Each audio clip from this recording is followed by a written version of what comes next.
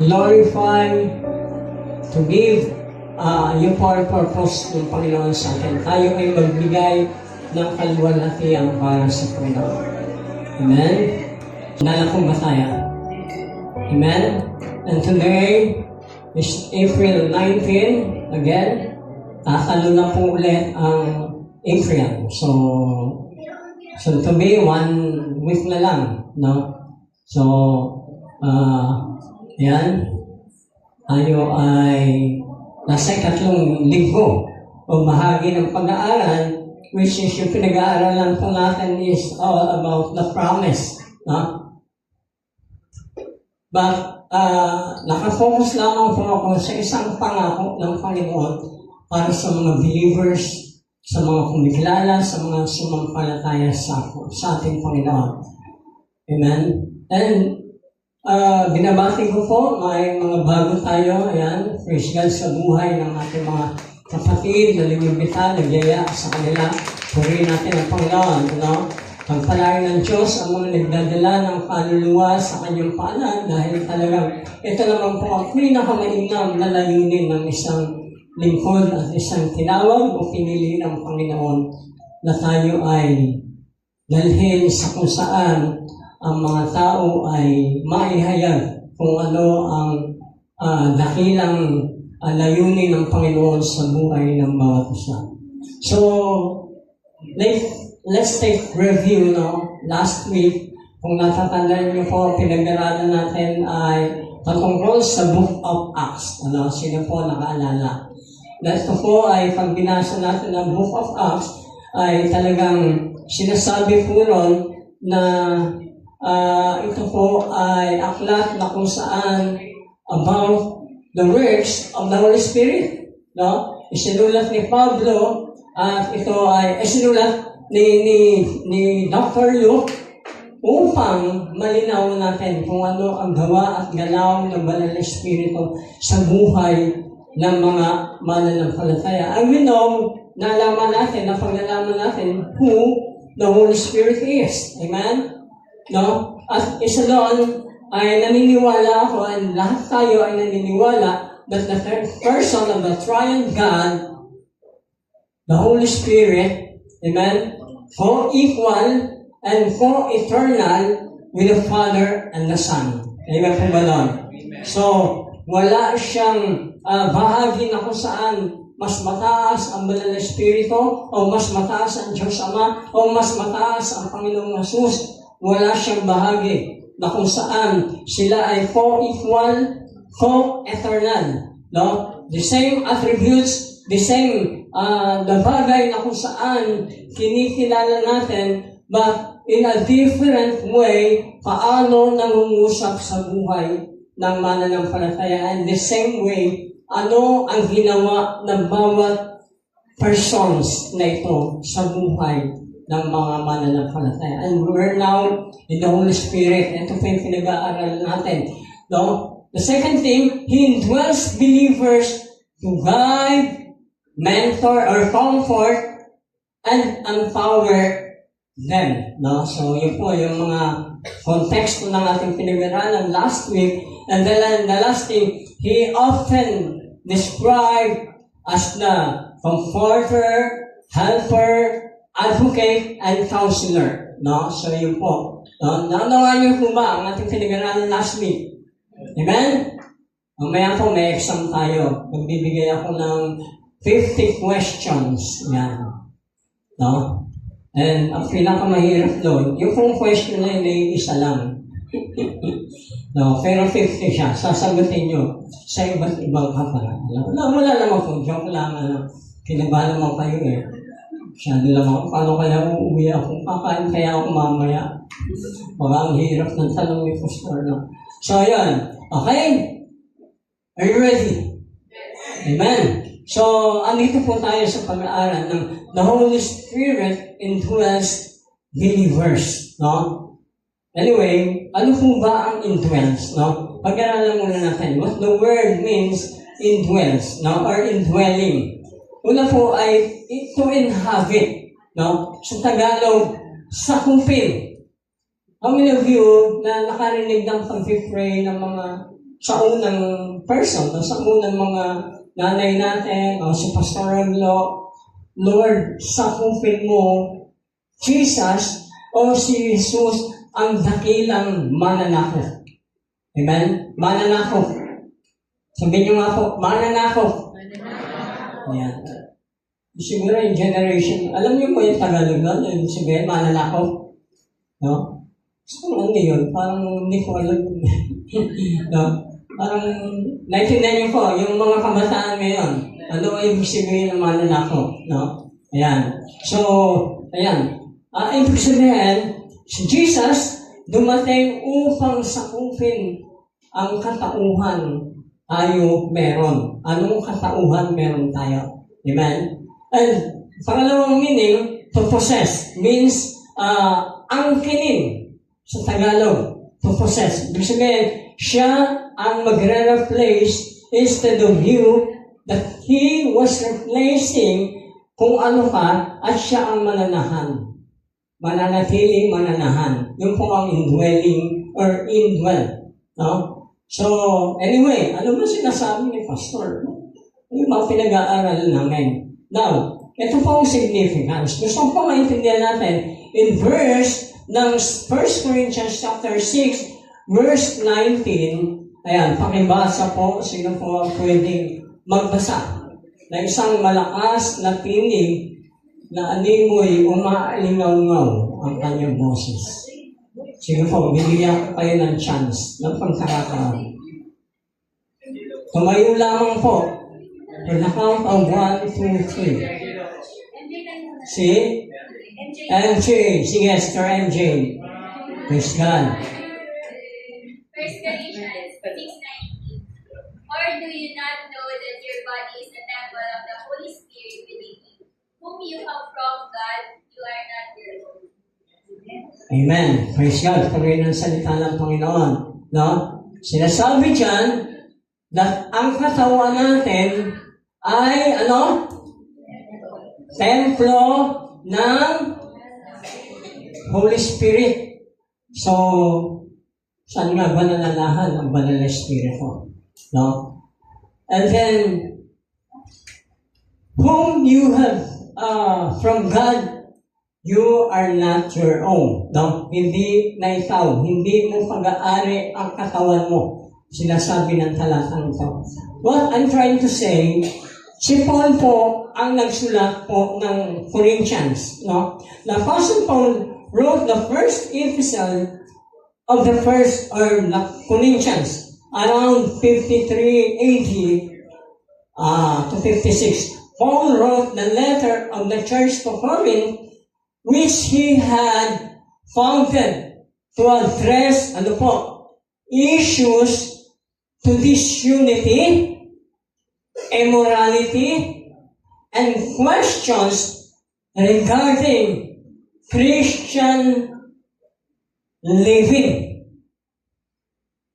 No? Hindi naman po sa panahon na ito may issue ang mga Kristiyano. Even at the age or sa panahon ng Church Corinth, no? Ito po ang inaayos ni Paul, ni Apostle Paul, sa kanyang mga miyembro, sa kanyang mga manggagawa, sa kanyang mga kumilala, sa mga believer na nananampalataya sa Panginoon, inaayos niya kung ano ang hindi nila naiintindihan. So, meaning, ipinapaliwanag po rito na ni Paul na yung kailangan ma-address sa mga mananampalataya kung ano ang banal na espiritu, ano ang gawa ng banal na espiritu sa buhay ng mga believer. So, bakit nagtatanong siya? Itong mga ito, ang gulo-gulo. Bakit itong mga ito? Parang hindi nila naintindihan ang awareness, no, doon sa flesh and the spirit. Bakit hindi nila alam? No? Ang marami po sa ating mga nanampalataya, as of now, hindi nila alam ang patungkol sa banal na espiritu. Kaya hindi nila alam ano ang tamang pagsunod. Paano kung makasusunod? No? Mamaya, maintindihan po natin isa-isa yan. No? In this verse, in the context of 1 Corinthians chapter 6, no? Kung mababasa po natin sa verse 12 to 20, ayan, nilagay ko po yan sa slides, no? Gusto ko pong basahin sa bawat isa.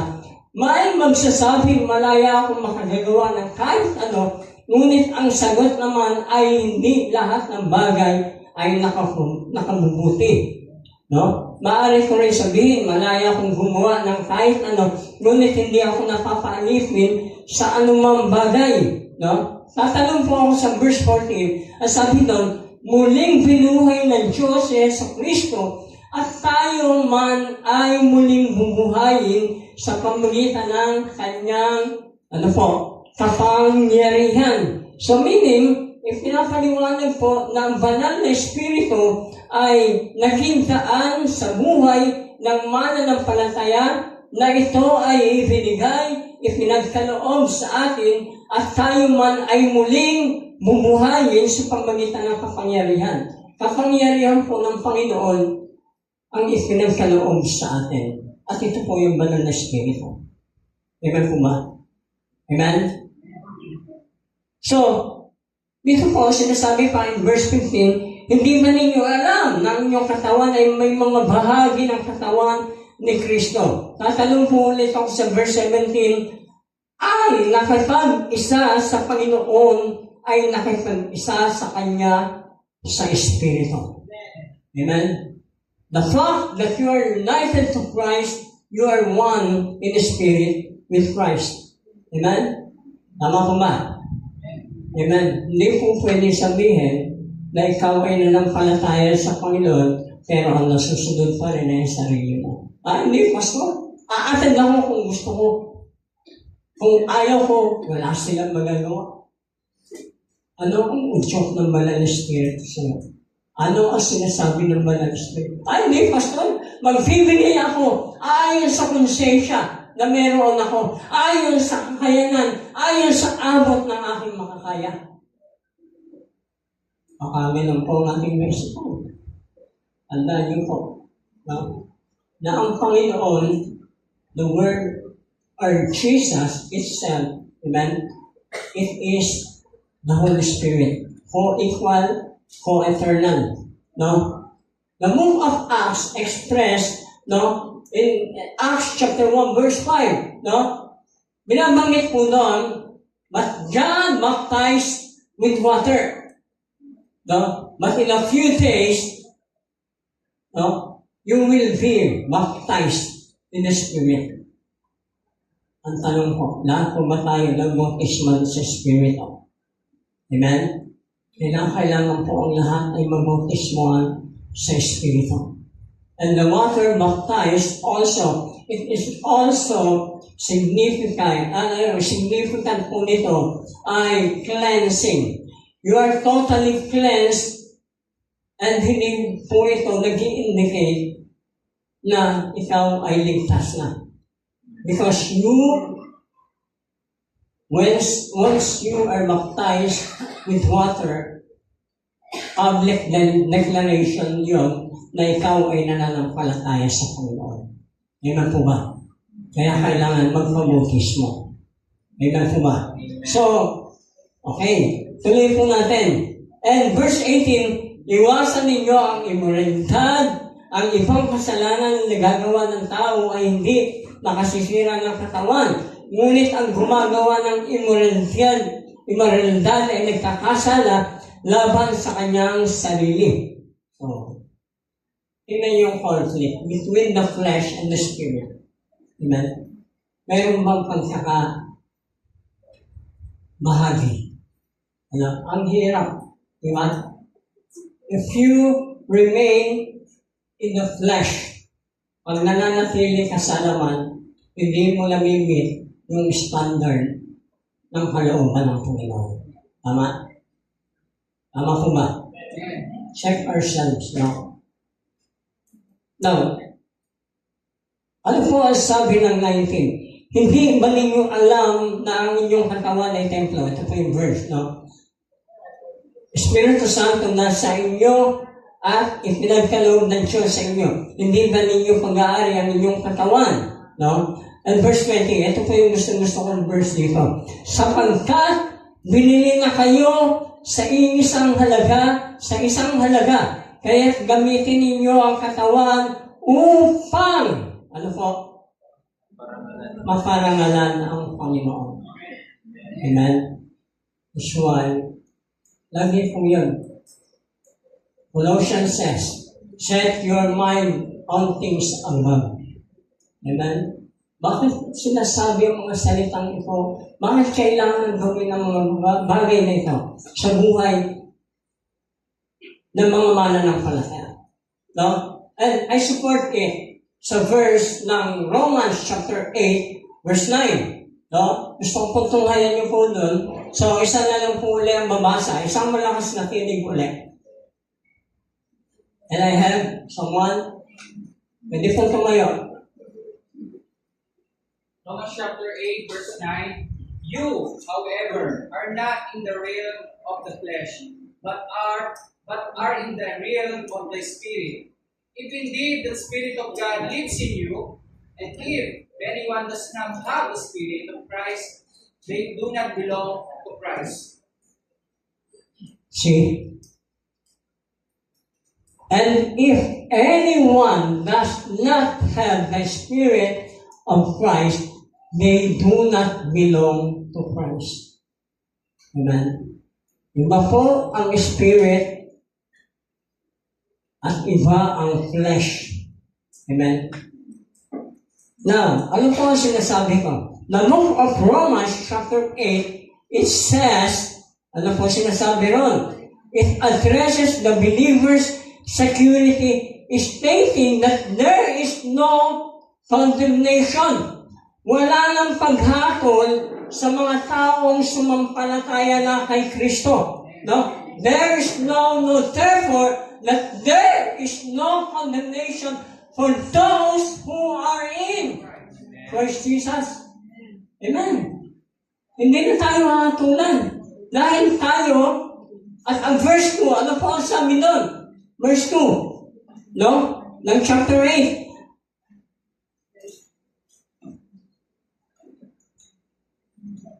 For the law of Christ, of life, of the Spirit of life, has set you free in Christ Jesus from the law of sin and death.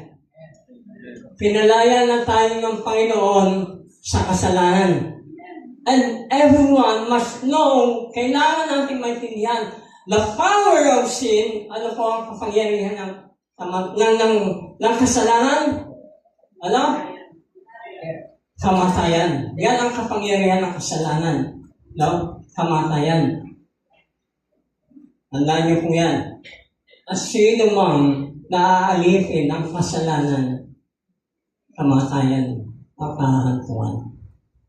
Amen po ba? Nandiyan pa po ba kayo? Amen. So, ano po ang sinasabi ko? No? We are not just to abide the law for grace. Hindi tayo sumusunod sa kautusan para lamang sa biyaya. Natindihan niyo po yan? Kundi tayo ay piniyayaan ng Diyos para tayo makasunod sa saan? Kautusan. Amen? Dahil kung mananatili ang kautusan na basis para tayo maligtas, titingnan natin yun. No? Mahihirapan tayo. Amen po ba? Dahil ang kautusan may karampatan at may bagay na kailangan kang sundin o tutlin para ma-follow mo ang law. Imagine, 10 laws. No? 10 yung utos na sinasabi ng Biblia. Pero ang asawa, ilan? Joke lang po yun. No? Sabi ng Facebook, buti pa ang Biblia, 10 lang ang utos. Ang asawa ko, 11. Kasi may lang po yan, huwag yung siseryoso ngayon. But, in all, above all these things, gusto kong maintindihan po natin na tayo ay nakasusunod sa ating Panginoon, sa biyaya ng Panginoon. Because if we follow what's the commandment, yung totoong kautusan, yung totoong batas, no, mahihirapan po tayo. But by the grace of God, ano po ang dahilan ng grace nito? Sino yun? Ang Panginoong Jesus. He sent His Son, His begotten Son for us in order to have, ano po, eternal life. Amen? So, yun po. Okay. So, sa pag-aaral pong ito, gusto kong maintindihan natin that the Holy Spirit, the work of the Holy Spirit, nasa atin po yan. Liwala po ba kayo? Bawat isa ay may banal na Espiritu dahil may ugnayan sa Panginoon. Amen po ba? Amen. So, the key verse that indicates the unique ministry of the Holy Spirit in this age of John 14:6, where the promise the Spirit would indwell believers and that the indwelling would not be for a select few but for all believers. Hindi lamang po ilan ang binigyan, ang pinangakuan, ang binigyan ng regalo ng Panginoon ng Banal na Espiritu. Lahat ng sumampalataya ay binigyan ng regalo ng Panginoon. Palakpakan po natin ang Panginoon sa pagbuhay natin. Amen. So, gusto kong ipaunawa sa inyo ang tungkol sa Banal na Espiritu kung ano ba ang gawa nito sa buhay ng mananampalataya. Amen. So, the Holy Spirit is a gift. Iwala po ba kayo? Regalo ang Banal na Espiritu. Amen? Kagaya po ng binasa ko sa Acts chapter 1, kung naintindihan niyo po ang konteksto ng Acts chapter 1, no? But wait, sabi doon, for the promise, ang pangako ng Panginoon sa atin, ang kanyang Banal na Espiritu. During that time, no, si Jesus, a glorified bodies, no, aakyat sa langit, babalik sa kanan, sa trono ng kanang Ama, ng Diyos Ama, no? At siya, sa kanyang pag-akyat sa trono ng Diyos, amen, iiwanan niya ang Banal na Espiritu upang, ano po, makasama natin sa habang panahon. Amen po ba? Yun yung pangako ng Panginoon. And this time, the Holy Spirit is a gift. Pinapaliwanag po dyan that the Holy Spirit is a gift given to all believers in Jesus without exception. No condition are attached to the gift of the Spirit except faith. Amen. Dito po pumapasok ang pananampalataya.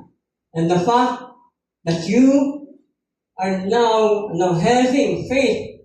And faith comes from hearing, and hearing comes from when someone, nagpapahayag ng salita ng Diyos.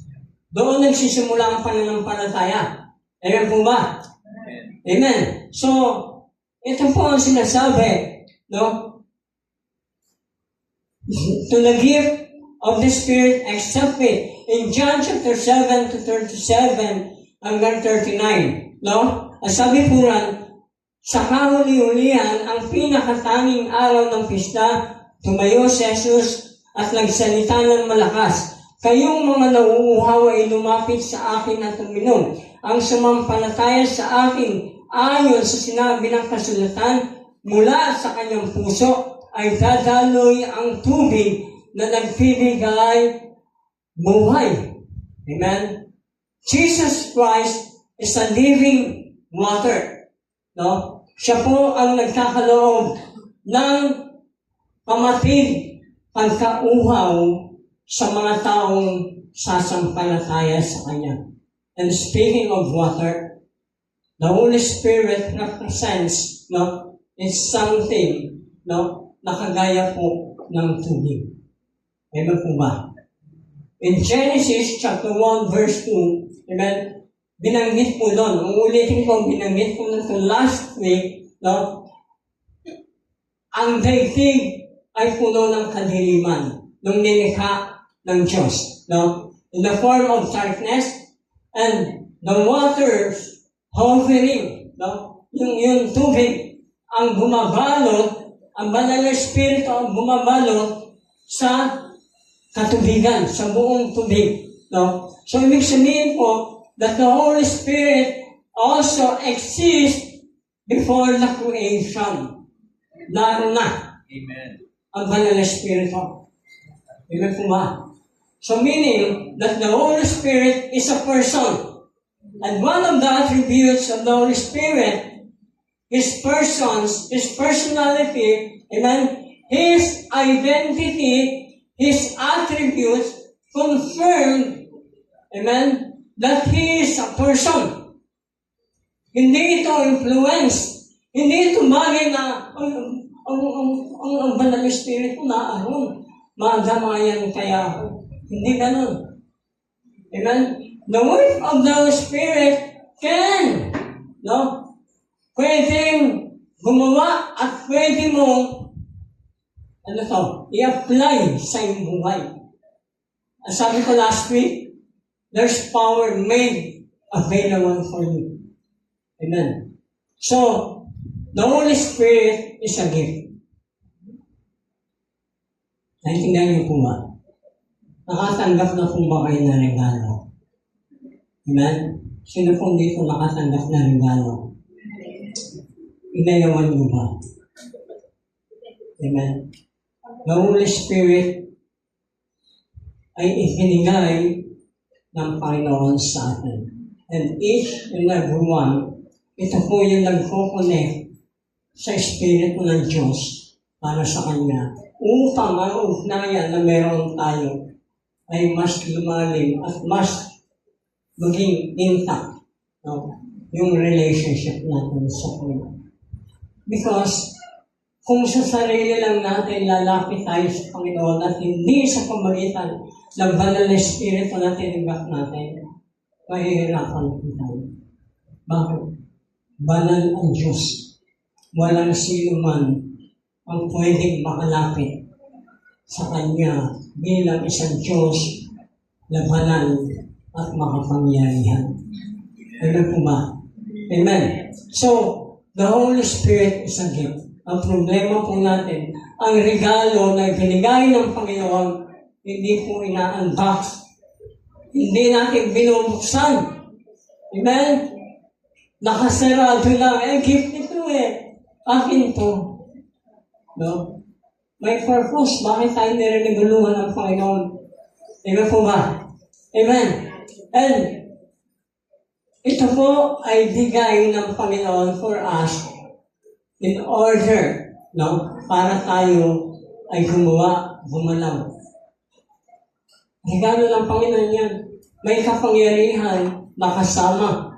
No? That's why ang mga mananampalataya, ang sabi ko, all of you, or sabi ni Jesus, I had given you, sabi sa kanyang mga disciple, and assuming, or sabi niya, sinasabi ko na ito ay higit din sa mga believer na ipinamahagi ng Panginoon na binigay sa atin.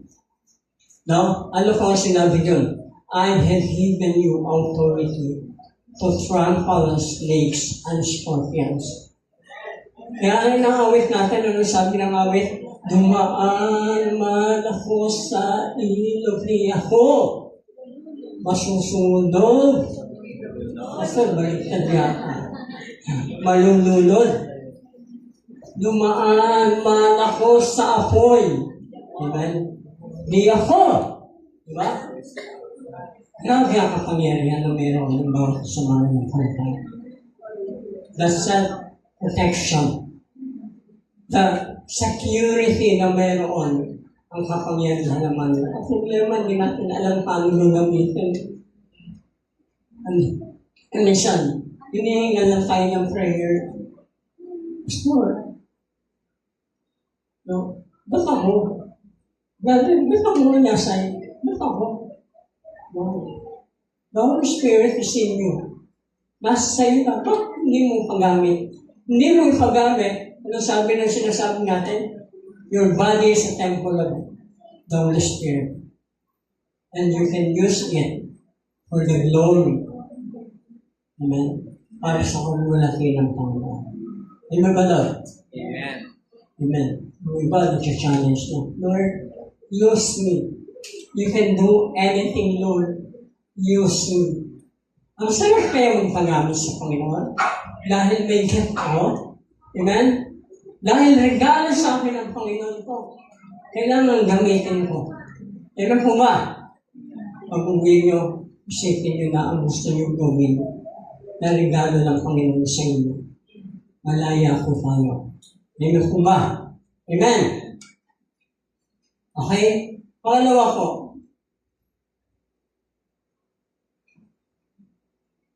The Holy Spirit is given as salvation. No? Ibinigay ang banal na Espiritu. Ito po maraming Kristiyano ang nahirapan dito. Sabi ko kanina, it is a gift.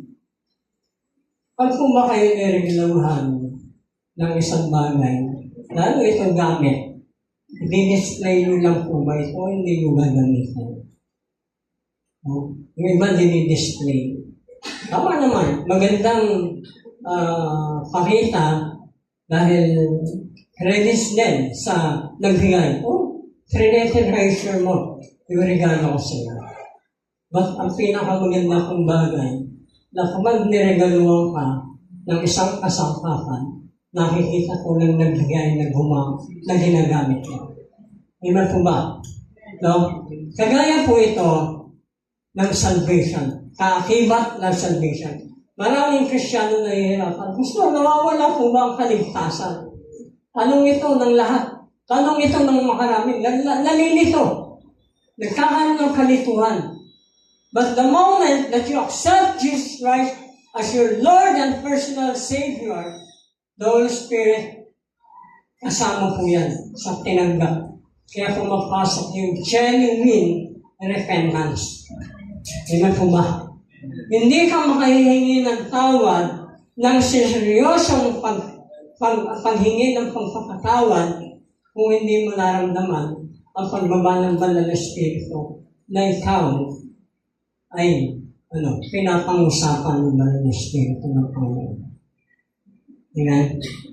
Andiyan pa mo kayo. Ephesians chapter 1 verse 13, sumampalataya rin kayo kay Kristo pagkarinig ninyo ng salita ng katotohanan, ang ebanghelyo ng kaligtasan, ng inyong kaligtasan. Sa Kanya rin naman, pagkatapos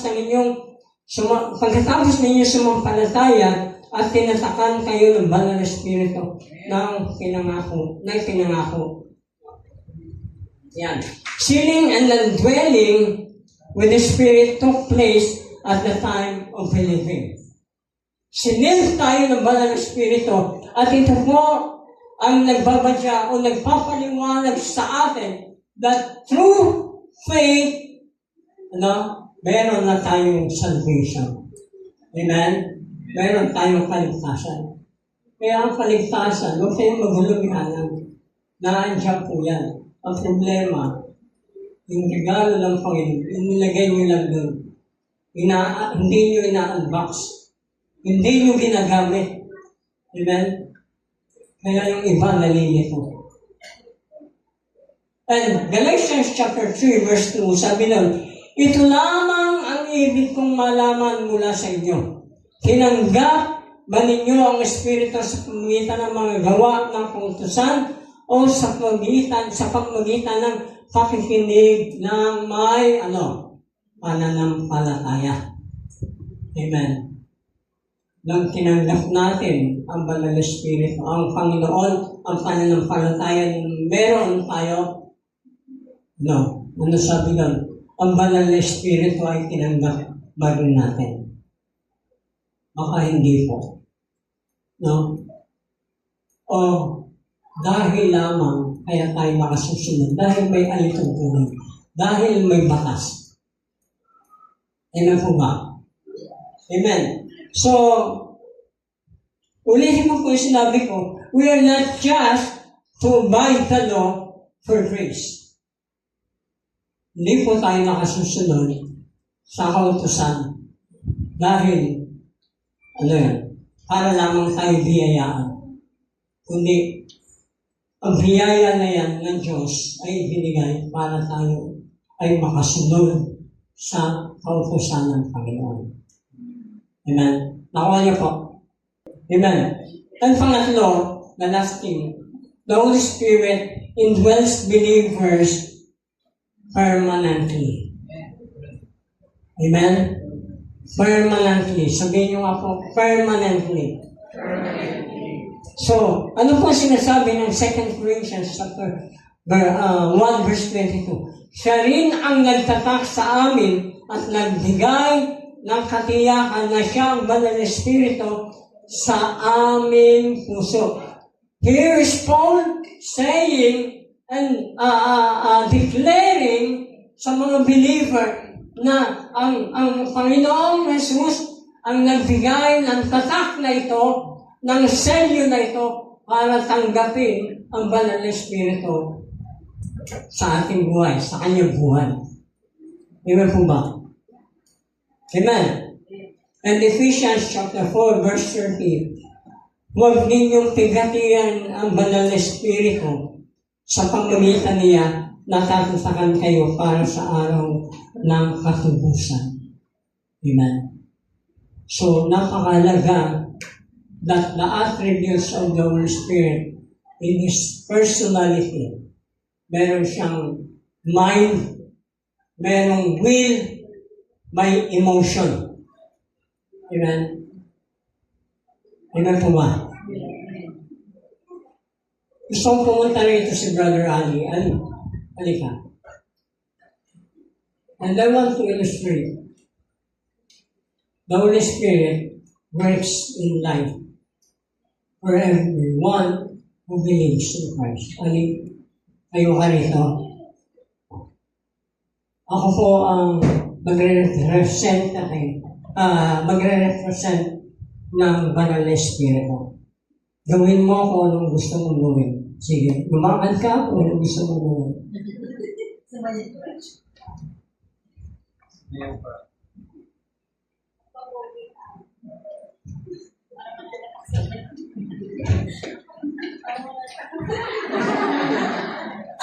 Sige, thank you, bro. Okay. So, ganyan po ang banal na Espiritu sa buhay ng mga nanampalataya. Yung tumanggap, yung nanampalataya. Because it is promised. Amen po ba? Amen. It's not just only a gift. It is promised. Pangako ng Panginoon. And I just want to bring the last verse for you in Ezekiel chapter 36, verse 26. Sama-sama po natin basahin ang talatang ito. 1, 2, 3. Bigyan niyo kayo ng bagong puso at mas espiritu. Ang suwain ninyong puso ay gagawin mong pusong masunurin. Bigyan ko kayo ng aking espiritu upang malalakad kayo ayon sa aking mga tutunin at masunod ninyong mabuti ang aking mga utos. Amen. Tumayo po tayo lahat. Kung naintindihan niyo po ang pangungusap ng banal na Espiritu. Amen. Naniniwala ako, lahat po tayo na hindi, first and foremost, hindi natin alam ano ang banal na Espiritu sa buhay ng mananampalataya. At gusto ko lahat ng believer, lahat ng mananampalataya, ano ang pangungusap sa inyo ng banal na Espiritu ngayon? Everyone has the power. Minsan, kaya po tayo hirap na hirap magtagumpay sa buhay na ito. Because we did not know, hindi natin alam paano gagamitin ang ipinangako ng Diyos sa atin. Minsan po, kahit napakaliit na bagay, gusto na natin sumuko. Minsan po kahit simpleng bagay, mas nagta-turn on tayo doon sa mas kapakinabangan ng ating personal na dikain na nasa ng ating laman. Now, brothers and sisters, may pangako ang Panginoon sa atin. Kung gusto mo na mapatunayan, pwede ka lumapit dito. Kung ikaw ay bago sa Panginoon and you want to accept Christ working in your life through by the Holy Spirit, magmungat lang yan. Kapatid, lumapit ka sa Panginoon. Alam ko, nangungusap sa puso mo at gusto mo na bigyan ka ng Diyos ng bagong puso, bagong buhay. Malaya, kapatid. Lalo nito ang pangako ng Panginoon.